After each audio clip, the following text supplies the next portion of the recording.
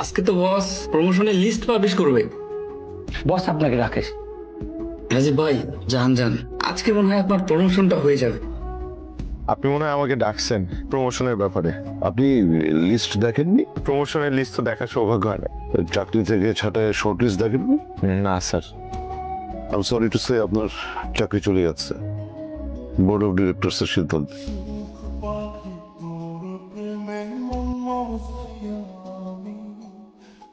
আসসালামু আলাইকুম আঙ্কেল। ওয়ালাইকুম আসসালাম, ভালো আছো?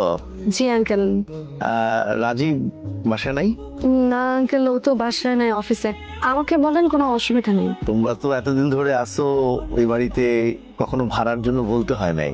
কিন্তু আজকে দেখতে দেখতে 19 তারিখ হয়ে গেল, তো ভাড়াটা এখনো দিল না। আঙ্কেল আসলে পরে এই মাসে বেতনটা পেতে একটু লেট হচ্ছে, তো তাই সময় মতন ভাড়াটা দিতে পারিনি। বেতন পেলে আঙ্কেল আমি নিজে যেয়ে দিয়ে আসবো। না, তোমরা তো সবসময় 5-7 তারিখের মধ্যে ভাড়া দিয়ে দাও। এবার একটু দেরি হইতেছে, তাই ভাবলাম যে ভুলে গেলা নাকি অন্য কোনো সমস্যা, তাই দেখতে আসলাম। না না আঙ্কেল, কোনো সমস্যা নেই, সব। আজকে বাড়িওয়ালা ভাড়া চাইতে আসছিল। দিয়ে দিতা। আমি কোথা থেকে টাকা দেবো? তুমি কি আমাকে কোনো টাকা দিয়ে গেছো? আর এমনিতেও ওই নিচের দোকানদার কিছু টাকা পাবে। আচ্ছা, আজকে মাসের 19 তারিখ, তুমি এখন বেতন পাওনি? বেতন দেবে কবে? আমি বেতন পাবো না, বেতন পাওয়ানো মানে? তাহলে আমার চাকরিটা চলে গেছে। চাকরি?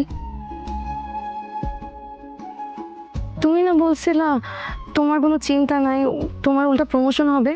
হ্যাঁ, আমিও তো তাই ভাবছিলাম। চাকরি না থাকলে প্রতিদিন অফিস টাইমে তুমি ব্যাগ নিয়ে কোথায় যাও? অভিনয় করি। মুখী নয়। আমার মতো মধ্যবিত্তদের অভিনয় করা ছাড়া আর তো কোনো উপায় নেই।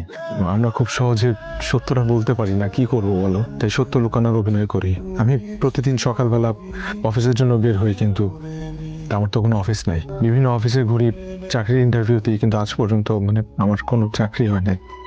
আমাকে তো তুমি সত্যটা বলতে পারতা, আমার কাছে অভিনয় করার কোনো দরকার ছিল না। কি করে বলবো? তোমার এই অবস্থায় যদি তোমাকে এই কথাটা বলি, তুমি যদি আপসেট হয়ে যাও। মা অসুস্থ, মা যদি জানে, মা যদি আরো অসুস্থ হয়ে যায়।